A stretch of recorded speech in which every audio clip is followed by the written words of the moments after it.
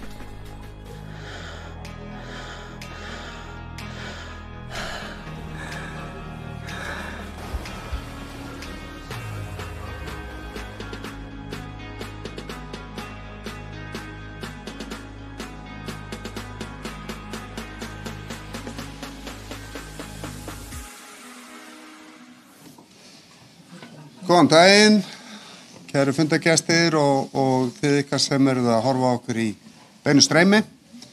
Við erum hér til þess að kynna afkomu fjórða ársfjórðungs Ölgerðarinnar og ársuppgjörs fyrir fjárhagsárið 2024.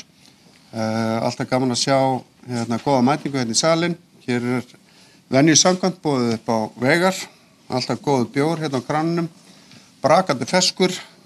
Sennilega ferskasti bjórinn í bænum, þannig að hér þetta mikla slægjast að komast í návigi við okkur.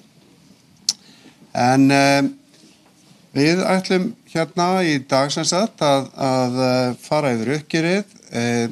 Þið getið sendt okkur eins og vanin spurningar í gegnum Slido með því að skanna þennan QR-kóða og við reynum eftir fremsta megni að svara fyrirspurningum hérna. Þannig að ekki hika við það. En vindum okkur bara beint í tölurnar fyrir fjórða ársfjórðung á síðasta ári. Velta fjórðungsins jókst 1,1%. Framleiða hlutfallið hækkaði lítillega. Launahlutfall var óbreytt. EBITDA var 14% hærri heldur en á sama fjórðungi árið áður. Hagnaður var 7,4% hærri. Og eiginfjárhlutfall hækkaði 0,2%. Veltan svona á helstu ýmsa vöruflokka getum við sagt var auðvitað upp og niður eins og gengur og gerist. Það var áframhaldi vöxtur í bjór, það var 7% vöxtur í bjórsölu hjá okkur, gosi var tiltölulega flatt, kaffi 12% upp. Þar kannski ekki magnaukning, heldur fyrst og fremst verðhækkanir á kaffi. Nú þarna má nefna 14% minnkun í virknidrykkjum, þarna erum við ekki ennþá búin að hringa okkur varðandi Red Bull, en það gerum við ekki fyrir í lok júní. Léttvín eða sala bara á áfengi yfir höfuð hefur bara verið sterk og þarna skjóta snyrtivörur upp 39%, en við tókum við sem sagt Lux-hluta L'Oreal frá áramótum og salan bara hefur tekið vel við sér og áttur að styrkja okkur inn í þetta fjárhagsár. Fyrir árið í heild sinni þá var veltan sem sagt upp 0,8% stig og framleiða hlutfallið upp 0,1%.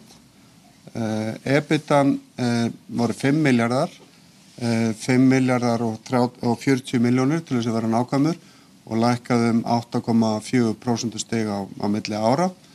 Launahlutfallið var hærra og við förum að sjálfsögðu miklu betur ofan í þetta hérna á eftir. Þá mun Jón Þorsteinn fara ítarlega yfir tölurnar. Hagnaðurinn var 2,4 milljarðar. Hann minnkaði 26%. En ef við myndum taka tillit til útflutnings á Collab, þá gjaldvarði við 319 milljónir út af Collab-útflutningi og í hagnaði ársins á árinu undan voru einskiptistekjur út af Iceland Spring upp á tæplega 390 milljónir. Ef við myndum taka tillit til þessara tveggja liða, þá hefur hagnaðurinn dregist saman 5% á milli ára.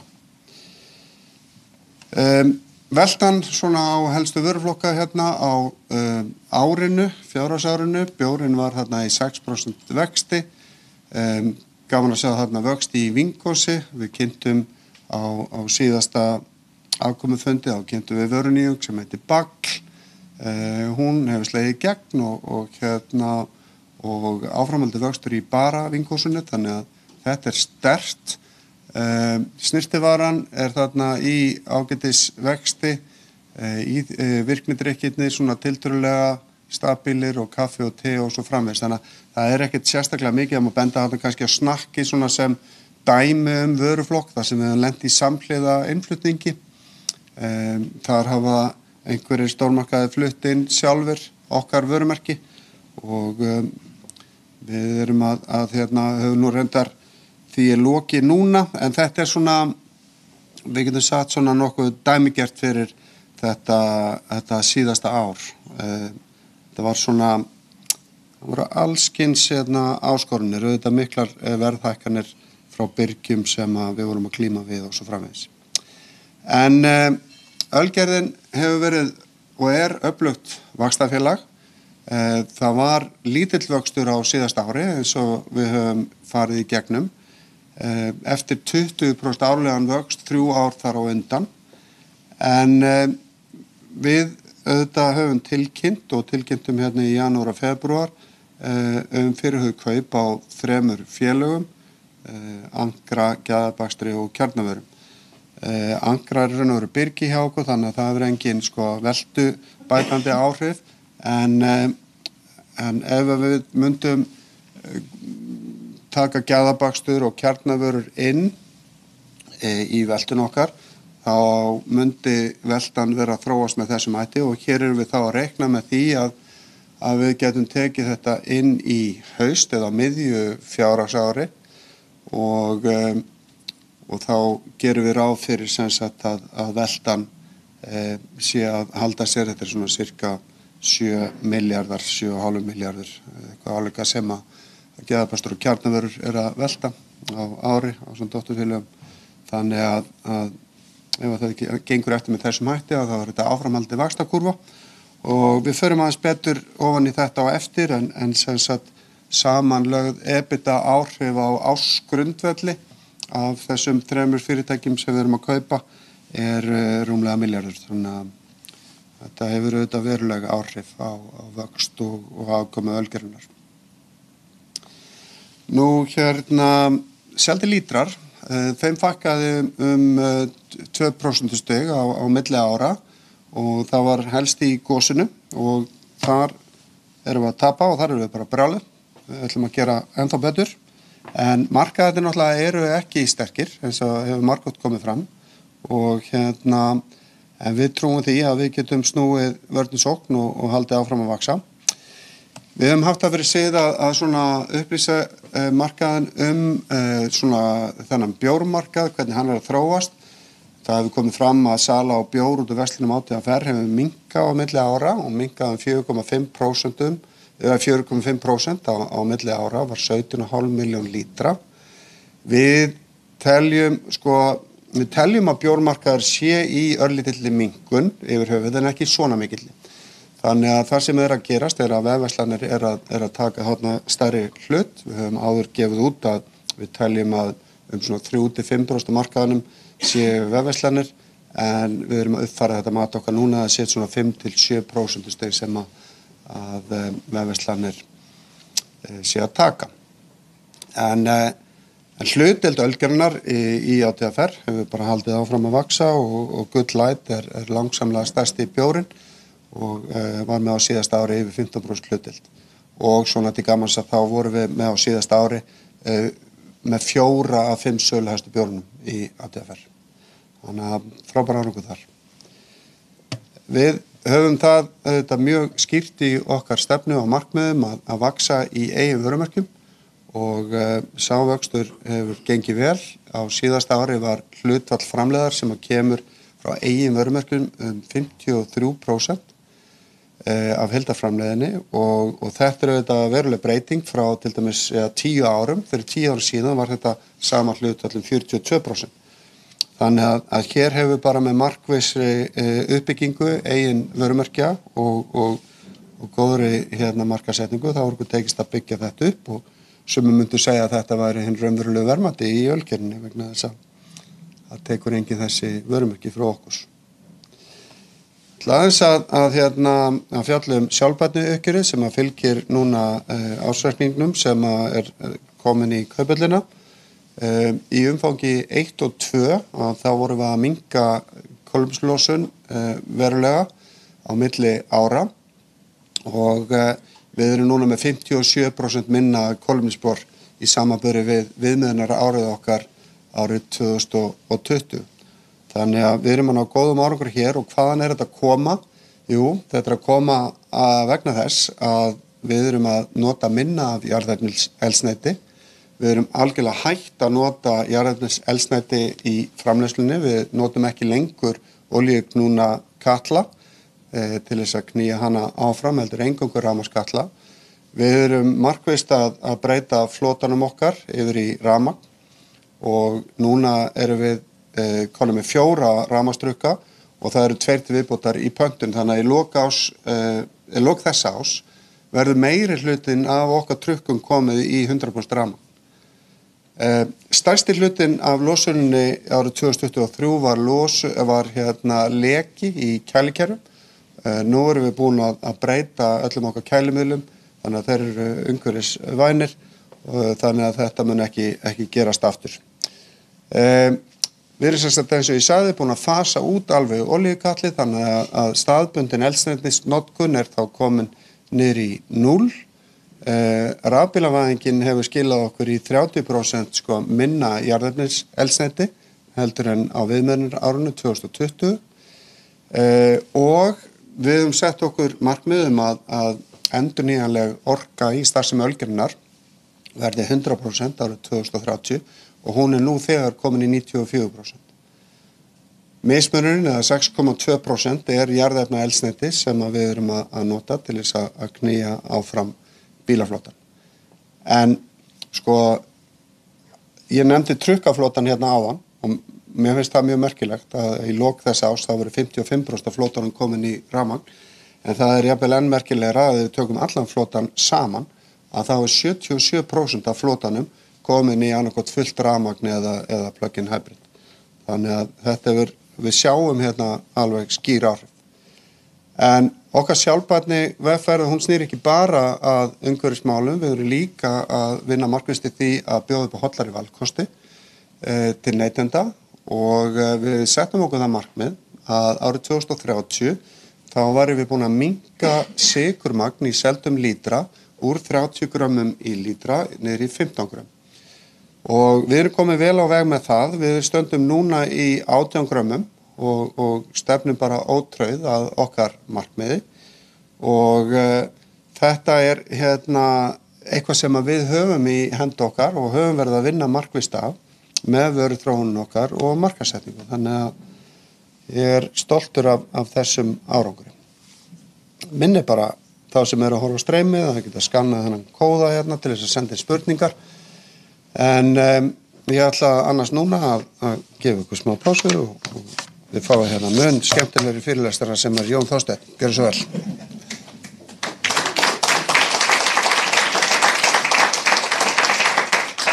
Komið sæl. Já, aðeins meira tölunar.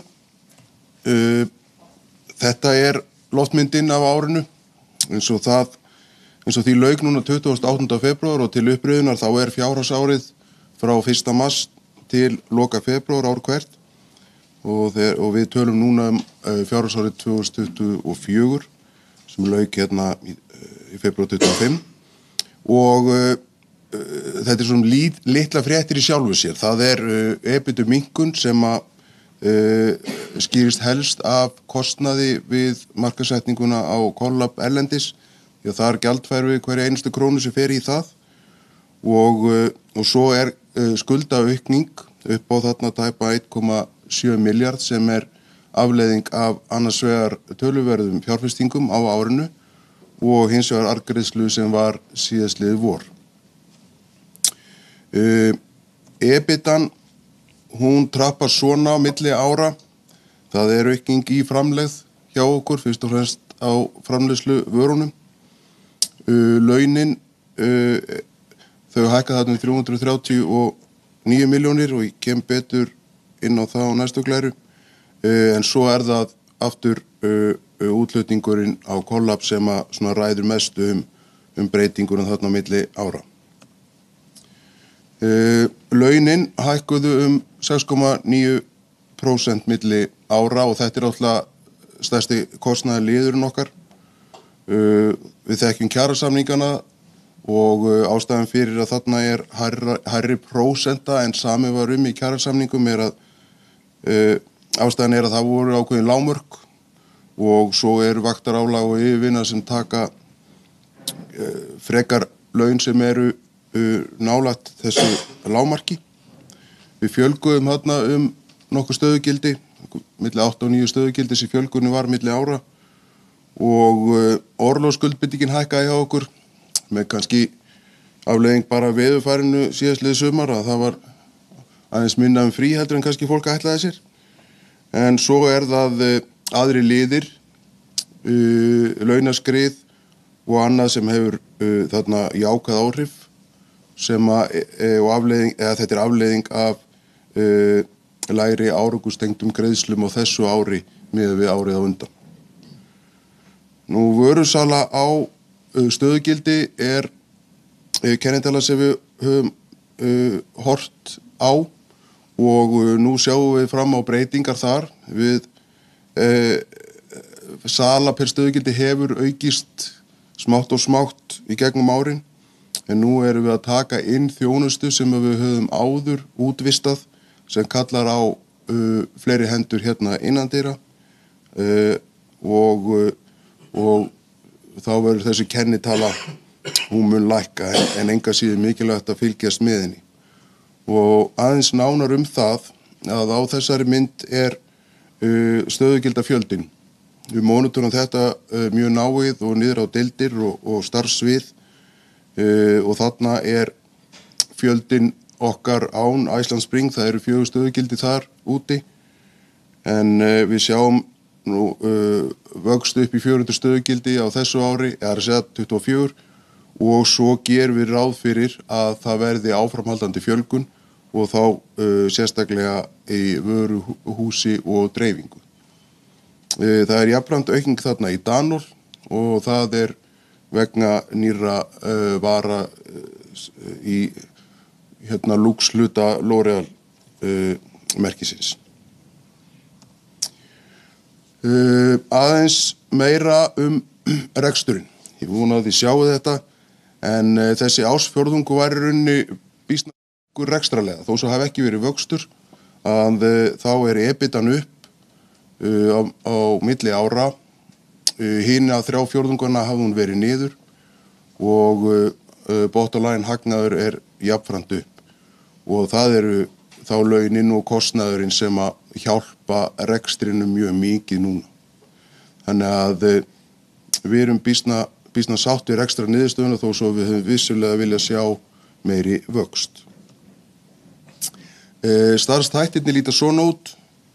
Þar óáfengi hlutinn, hann verður mest niður. en áfengi hlutin sterkur. Þetta rímar svo sem náttúrulega við það sem Andri var að fjalla áðan. Útflutningssegmentið okkar sem að inniheldur þá náttúrulega Iceland Spring og Collab. Þar jafnframt tekjur ölgerðarinnar af átöppunni fyrir Iceland Spring. Þannig að við erum með alla virðiskeðjuna inn í útflutningssegmentinu og svo að gjaldi sem að ölgerðin rukkar Iceland Spring fyrir átöppuna í sjálfu sér fellur til hér heima. Efnahagsreikningurinn svona, það lítillega hækkun á eiginfé og það arðgreiðslan sem að hefur þar, dregur það aðeins tilbaka, en svo var útgáfa nýrra hluta síðasta vor á móti kaupréttarsamningum upp á 226 milljónir, þannig að eiginfjár hlutfallið stendur svona nokkurn veginn í stað og vaxtaberandi skuldir eru þá þarna 7,5 milljarður. Varðandi fjárfestingarnar, að þá erum við með þarna á súlónum hvernig árið 2024 endaði og það voru 3 milljarðar, annars vegar 1400 milljónir í það sem við köllum oft viðhaldsfjárfestingar, bara fjárfestingar til þess að halda þeirri starfsemi í gangi sem til staðar.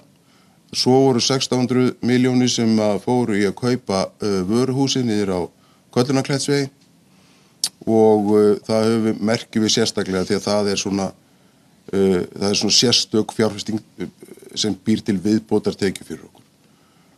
Á þessu ári, og þetta nokkurn veginn í takt við áætlanir, þannig að það var allt í standi þarna. Á þessu ári gerum við svo ráð fyrir viðbyggingu við vöruhúsið sem kostar 1100 milljónir áætlað og á þessari mynd það sem sagt hærri hlutin á þessari byggingu. Viðhaldsfjárfestingarnar 1,5 milljarður áætlaðar. Þannig að þetta svona á svipuðum slóðum og síðustu 3 ár.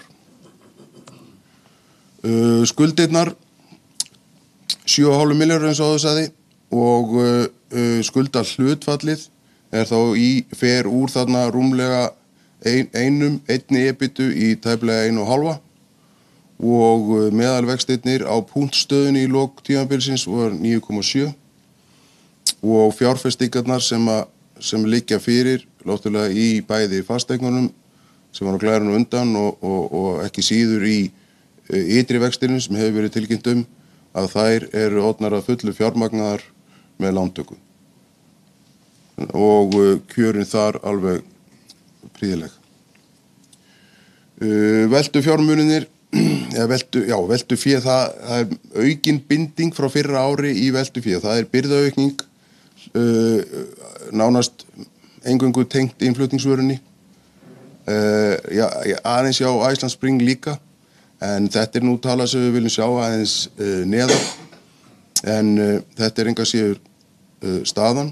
Og svo þarna hægra megin þá sjáum við hvernig við höfum gefið út víxla núna frá því í nóvember í hittifyrra og bara ánægilegt að sjá áframhaldandi mjög góðar viðtökur við þessum útgáfum og þær eru svona komnar í jafnvægi, getum við sagt, þetta talan cirka milljarður, 3,1 milljarður sem við erum með útstandi sem bara í línu við það sem við höfum gefið út að við viljum ekki fara mikið hærra sem hlutfall af EBITDA og þarlegandi cashflowun okkar.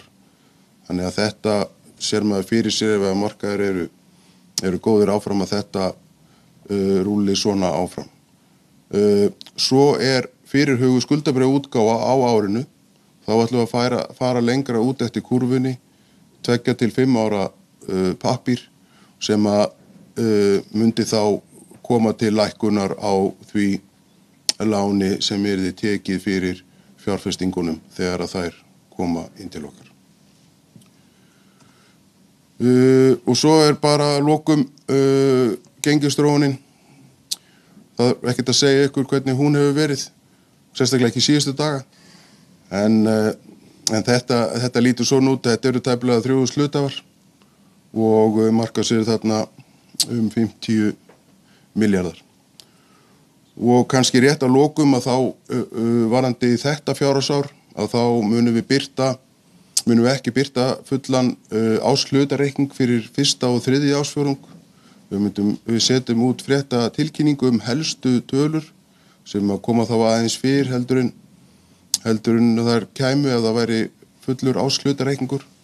En annar ársfjórðungur og sjálfsög ársuppgjörið verður með hefðbundnum hætti og gert ráð fyrir kynningafundum þá í kjölfarið á því. Og aftur yfir til þín, Andri.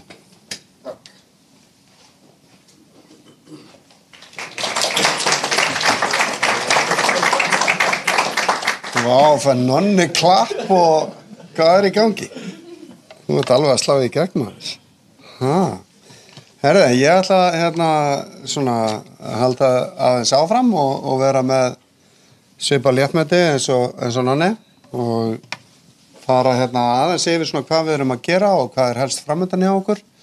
Það eru margir auðvitað sem að spyrja okkur Collab, útlendingin og hann á fullri ferð. Við erum nú þegar auðvitað í Danmörku og þar erum við nú þegar í góðri dreifingu. Við erum inni í þessum keðjum og við erum að styrkja dreifingun okkar á svona við getum sagt convenience kanalinn inn í vefverslun og inn í svona heildverslun getum við sagt. Það að segja til aðila sem að dreifa til minni aðila. Við skulum skoða stutt myndband og sjá hvernig svona aðgerðir í Danmörku og hvernig búið þetta lít út.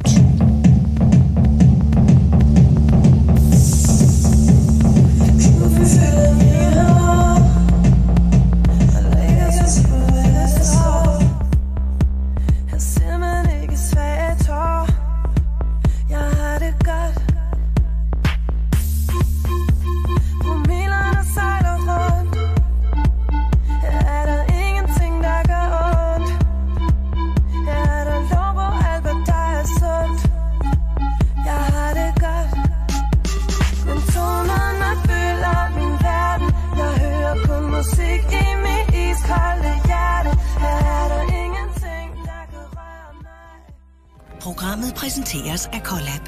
Kollagen, koffein, sukkerfri. Ja, sukkerfri naturligvis.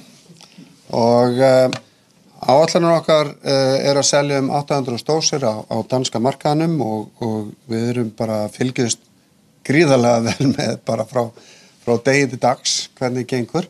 Það eru positive signal, getum við sagt. Við erum að fá eins og við sögðum aðan mikið af nýjum listunum. Við erum núna í komin inn í svona marga heilsalas sem að dreifa inn í minni aðila, inn í mötuneytu og fyrirtæki og annað slíkt.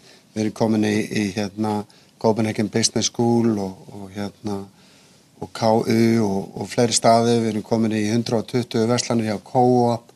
Við erum komin til Grænlands og svo framvegis. Þannig að hér bara allt á fullu og það sem að við vorum með í þessari viku, að voru 8 áhrifavaldar í heimsókn og þeir voru að skoða landið og búa til efni til þess að setja á sína samfélagsmiðla og þetta gekk bara frábærlega og fáum við smá einsýn í hvernig við vorum að gera þetta.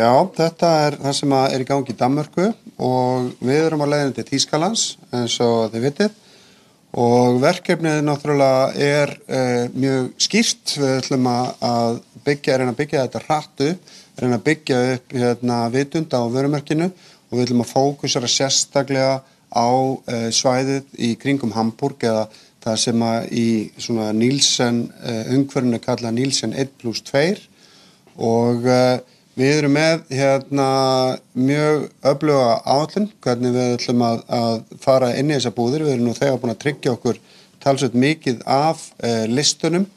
Við erum þetta fókusera mjög mikið á búðir undir Edeka hattinum og við erum að fókusera á þetta svæði, það sem kallað norðursvæðið. Þar er 275 hurðir eða búðir sem við ætlum að fókusera á. Við erum með 3 vörunúmer sem við ætlum að lista.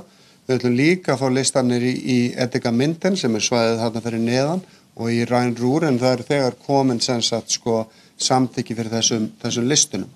Og þetta verður alveg heilmikið átak í að rúlla þessu út. Þetta mun gerast núna í lok maí og við erum þegar sem sagt búin að vera á sýningum hjá Edeka keðjan sem sagt annars vegar eigin búðir keðjunar og svo þetta líka franchise, þannig að það eru svona búðar eigendur sem að sækja þessar sýningar og við höfum þegar náð talsvert af listunum á útstillingum inn í þeirra búðum.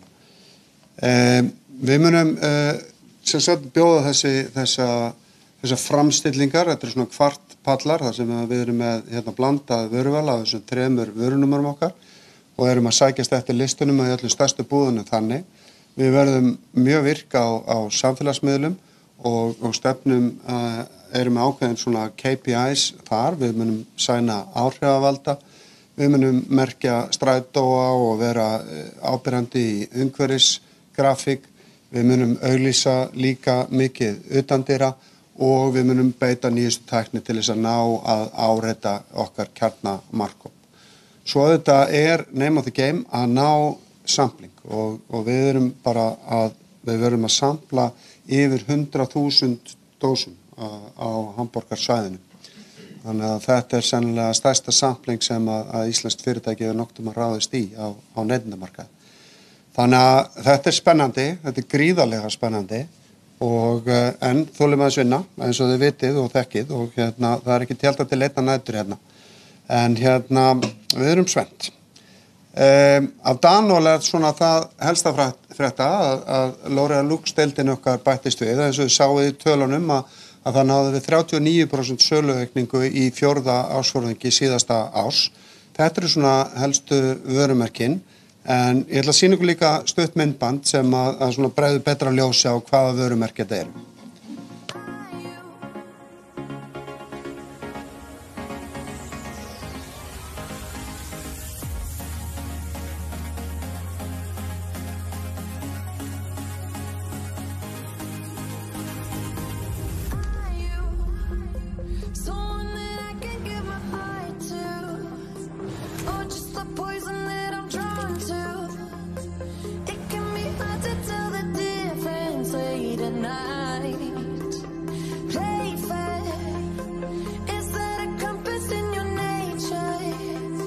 Luxury in beauty is all about daring, pushing.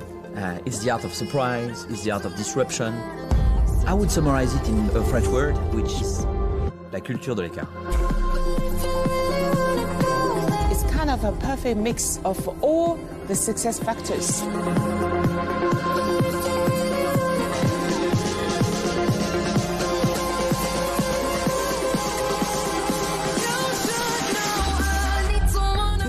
Powered by people.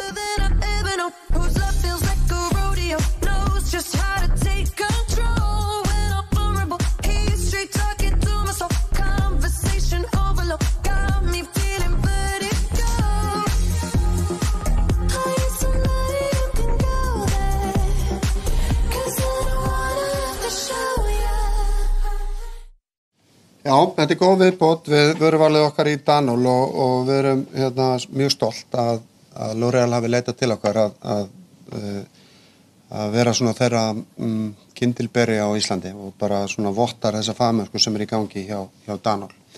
En þetta einn hluti af fyrirhugum vexti á þessu ári. Annað kaup á Ankra sem við höfum kynnt lítilega í fréttatilkynningu áður, en hér að ræða sem sagt fyrirtækið sem hefur heldur á royalty greiðslum þegar að Hrönn og félagar í Fíla Iceland komu til okkar og komu með þá hugmynd að búa til kollagenbættan drykk. Þá sömdum við þar viðættum vörumerkið, en þær fengju ákveðna royalty greiðslur og nú erum við að kaupa þennan samning tilbaka og við erum að borga fyrir þetta 600 milljónir og Samkeppnisstofnun hefur þegar fjallaði málið og gerir einhver athugasemdir við það, þannig að við reiknum með að geta gengið frá þessu næstu dögum. Þannig að 12 mánaða áhrifin á þessu royalty-greiðslum eru svona 120 milljónir. Það sem þetta gerir að verkum líka er að við höfum þá meira svigrúm til vöruþróunar og framlengingar á vörumerkinu Collab og við komum nánar inn á það síðar. Nú, þetta ekki einu kaupin okkar, við höfum líka samið kaup á Gæðabakstri og Gæðabakstur sem sagt var stofnað 1993 af Vilhjálmi Þorláksssyni sem í dag ennþá framkvæmdastjóri og veltan í dag eitthvað 3,5 milljarður. Stærsti eigandinn þar var Dragsbæk með 80% hlut og svo Vilhjálmi með restina og Gæðabakstur í dag eitt svona stærsta framleiðslubakari landsins og að keppa kannski helst á móti Millunni í stórmörkuðum með í brauðum og kökum. Miklu möguleika þarna. Nú við höfum líka samið kaup á Kjarnavörum sem íslenskt framleiðslufyrirtæki sem var stofnað árið 1989 af Guðjóni Rúnarssyni og hann ennþá framkvæmdastjóri félagsins og eigandi af 32,4% hlut en Dragsbæk sem sagt sami eigandi á Gæðabakstri átti þá restina af hlutunum. Og í Kjarnavörum að þar fylgja hlutir í dótturfélögum eins og Ísbú Vesturbæðar, Nonni Litli og Imbak. Þarna starfa 35 manns ef ég man rétt og veltan þarna 4 milljarðar með dótturfélögunum. Af hverju erum við að kaupa þessi félög? Þessi félög falla náttúrulega einstaklega vel að stefnu og kjarnastyrkleikum félagsins eða ölgerðunar. Og bæði þessi félög eiga það sameiginlegt að vera á markaði sem það sem eru að keppa mun stærri aðila. Þannig að þarna miklu möguleikar með vörumerkja uppbyggingu og vöruþróun að vaxa. Og við trúum því að ölgerðin hafi komið með ýmislegt að borðinu sem við getum nýst þessum félögum. Og svo þetta fyrir séð að hægt að hara verulega í framleiðslu hjá Kjarnavörum. Þeir eru núna á 5 stöðum í raun og veru með sína framleiðslu og lagera og þarna eru möguleikarinn í framtíðinni að hara verulega. Og svo má þetta geta þess að inn í þessum félögum 8.000 fermetrar af eigið húsnæði og byggingarréttur af 3.000 fermetrum til viðbótar. Þannig að þarna það fullt af möguleikum og þetta fellur vel að okkar starfsemi og það ekkert leyndamál að auðvitað erum við að vonast til þess að þegar við náum að byggja og flytja upp á Hólmsheiði og rýma þetta húsnæði sem hýsir núna lagerinn okkar, að þá getum við sett upp meðal annars framleiðslu og lager hjá Kjarnavörum. En þetta á tíminn eftir að leiða betur í ljós. Þessi félög eru náttúrulega bæði gríðarlega vel rekin og við viljum vernda þá eiginleika og við viljum reka þau áfram í óbreyttri mynd, hvað svo sem tíminn kann að leiða í ljós en þá verða báðir framkvæmdastjórarnir þarna áfram og engar stórkostlegar breytingar nema þá bara mögulega að eftir nokkur ár að flytja Kjarnavörur á eitt stað og eins og ég sagði þá erum við að horfa svolítið til Hólmsheiðar. Það með því að fara upp á Hólmsheiði þá erum við að losa ákveðnar vaxtarhömlur hjá okkur. Okkur vantar pláss fyrir nýjan vélbúnað og en hvenær þetta gerist í sjálfu sér ekki mjög auðvelt að spá en ein möguleg tímalína gæti verið þessi að við byrjum að hönnun fyrir helmingi næsta árs og að við flytjum þá inn í þetta hús árið 2029. Þetta þykir okkur auðvitað frekar langt en vonandi getum við stytt þetta ferli en þetta skýrir nú meðal annars af hverju við fórum í það að kaupa Kölnaklasveginn og byggja við. Þetta auðvitað ákveðið milliskref en við getum og gátum ekki beðið boðana með að lagfæra okkar þjónustu og snúa sko vörn í sókn. Við erum nú þegar búin að flytja stóröldusteildina þarna og það gengur vel og við erum búin að stórbæta þjónustu til viðskiptavina og við erum nú þegar búin að byrja á byggingaframkvæmdum handa hliðar og ætlunin að hýsa allar vörur Danúl þarna frá, ég segi þarna 1. mars, vonandi getum við gert það einhverjum örfáum mánuðum áður en allavega þá lykilatriði þarna að við náum verulegri samlegð með að flytja alla hýsingu og dreifingu Danúl undir eitt þak. En þetta eins og ég sagði milliskref, svo munum við flytja alla þessi starfsemi yfir á Hólmsheiði. Nú mér langaði aðeins að segja ykkur, við höfum haft það fyrir vana að segja ykkur frá svona hvernig gengur það sem liðið á fjárhagsárið. Nú erum við komin nánast í miðjan apríl og vörusala upp 2% á það sem af þessum ársfjórðungi. Þannig að þið sjáu að þetta svona bara svipað taktur eins og verið hefur. Það ekkert eitthvað nýtt og mikið að gerast. Sala á áfengum drykkjum í áframhaldi vexti. Sala á veitingastöðum og hótelum að klæðast ef eitthvað og þannig að þetta ár við erum ekkert eitthvað sérlega sko bjassin á einhvern risavöxt fyrir auðvitað vöxtinn sem fólkin í kaupum á þessum félögum. En án þeirra áhrifa að þá áætla stjórnendur að EBITDA verði á bilinu 4,8 til 5,2 milljarðar og það þá með 354 milljón króna fjárfestingu í Collab útflutningi. Eins og ég sagði áðan að þá Samkeppniseftirlitið búið að afgreiða ankra og þannig að það verður vantarlega gengið frá þeim viðskiptum á næstu dögum. En gæðapastur og kjarnavörur að þar má ekki búast við niðurstöðu fyrr en í haust. Þar raun og veru ekki klukkan byrjuð að tikka á Samkeppniseftirlitinu. Þannig að við skulum hafa varan á okkur með það. En við auðvitað erum ekki með afkomu eða annað inni í okkar ákomuspá en eins og við sýndum ykkur áðan og þá reiknum við með að ef við tökum við þessum félögum á miðju ári að þá munu tekjurnar þróast með þessum hætti og samanlögð EBITDA áhrif af þessum fyrirtækjum yfir milljarður. Þannig að það bætist á við hlutfallslega eftir í hvernig við tökum við þessum fyrirtækjum við afkomuspána.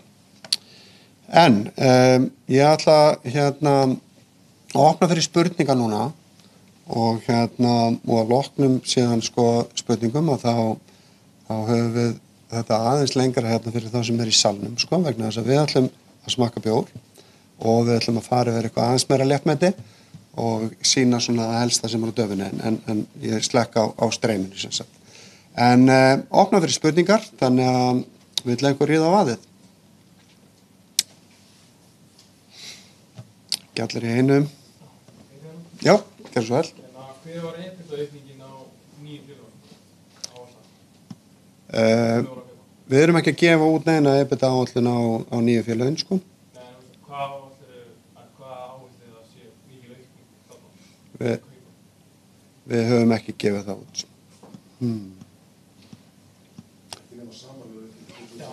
Komdu bara hérna, þannig að það heyrist í útsendingu. Samanlögð aukning miðað við síðasta ár hjá þessu félögum yfir milljarður í EBITDA. Já, en við erum ekki að gefa út spá fyrir þetta ár. Akkurat.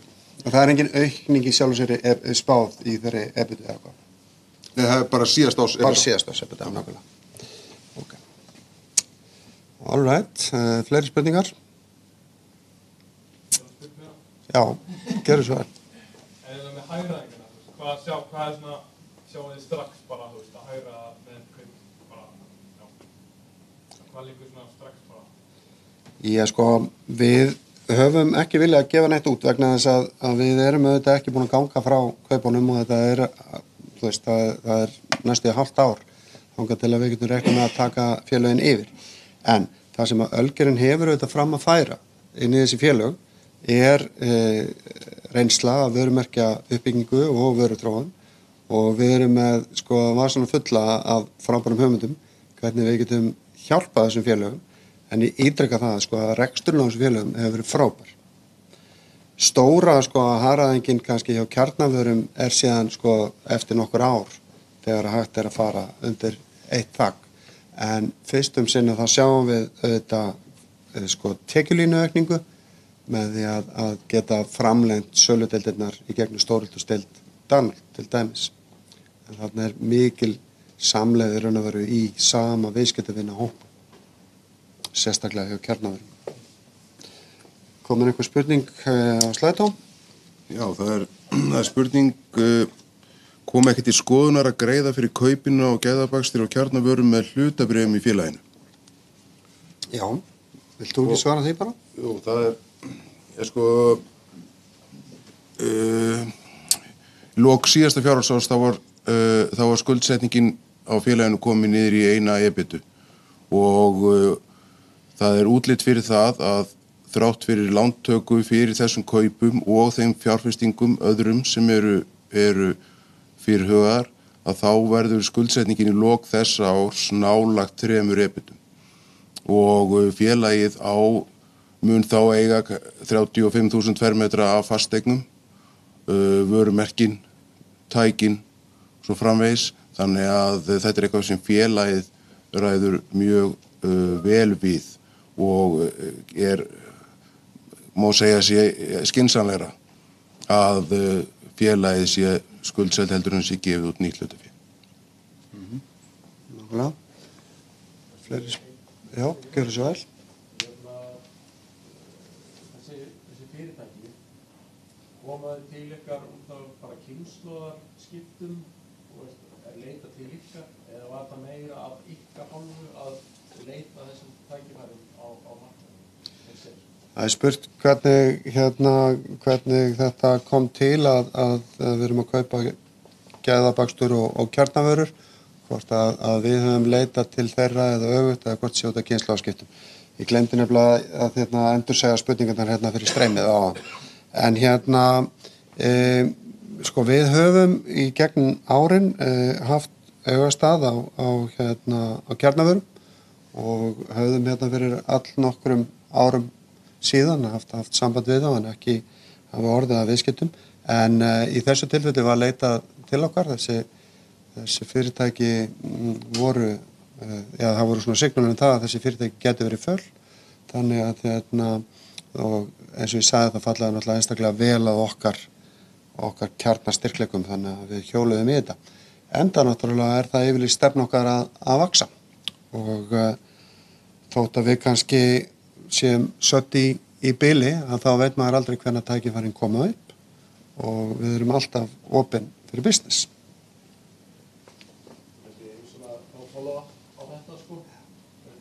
Þú veist við að kannski út af vaxtastígi og líka bara hvort það séu einhver svona fyrirtæki á leiðin einhver svona kynslóðarskipti mögulega, hvort það séu þá næstu 10 árin mögulega tækifæri fyrir Ölgerðina að stækka út frá hvernig þeir eru uppsettir og starfa hagkvæmlega að síðan og hvernig. Það er spurt hvort að það séu frekari tækifæri fyrirsjáanleg á næstu árum eða jafnvel 10 árum til vaxtar fyrir Ölgerðina, þá mögulega einhver fyrirtæki sem eru að fara í gegnum kynslóðaskipti. Svarið já, ég tel að það séu ennþá mikil tækifæri fyrir Ölgerðina til vaxtar, þar sem við getum verið að nýta okkar kjarnastyrkleika og það er ekkert leyndarmál að við erum til að vaxa.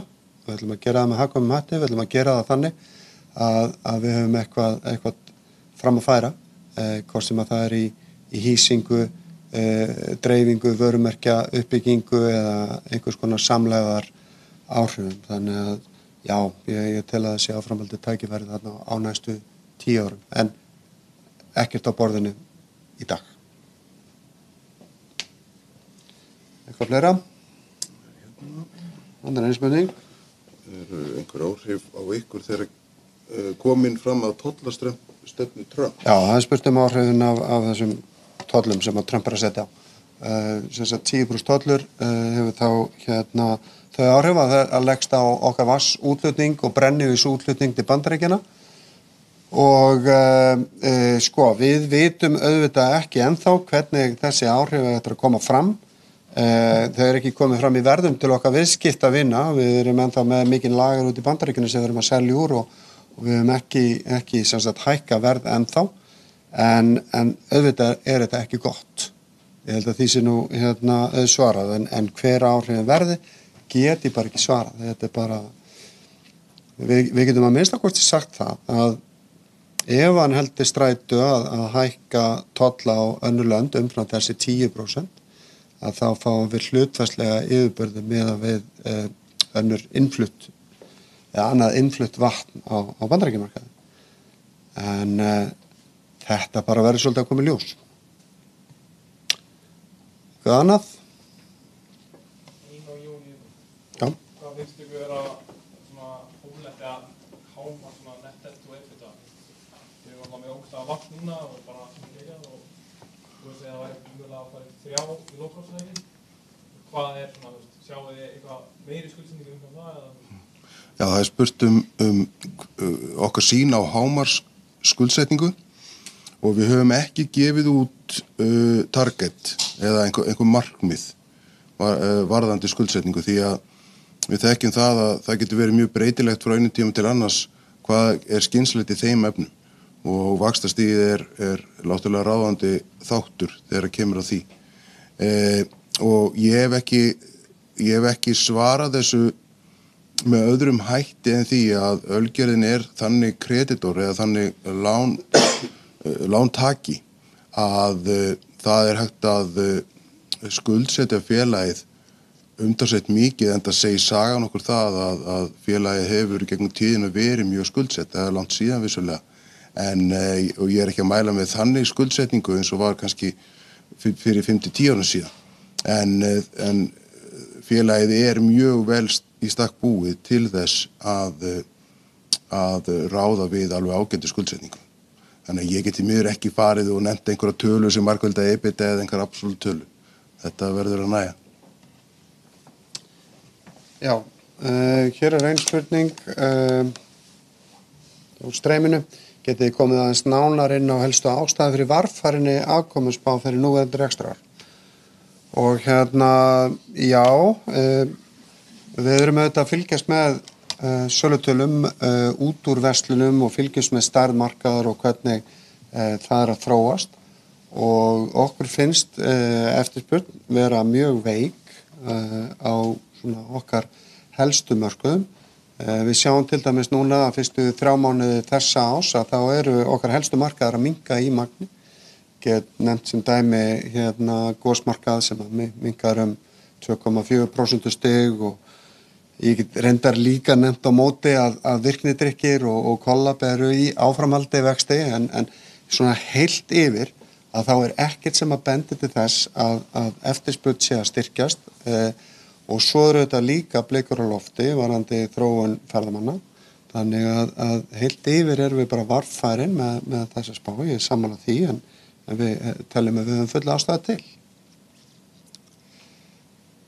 Einhverjar fleiri spurningar?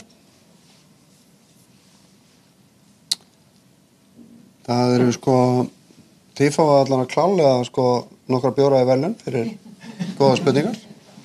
En ég ætla þá að þakka fyrir mig og slíta þessu streymi. Við höldum að sjálfsögðu áfram og gerum okkur glaðan dag á barnum okkar.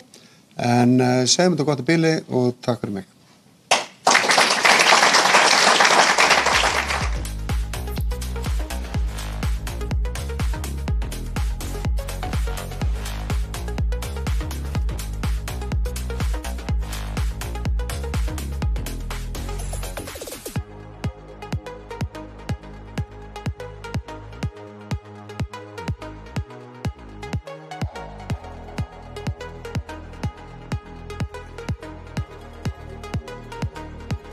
Gefðu þér tíma, þoli.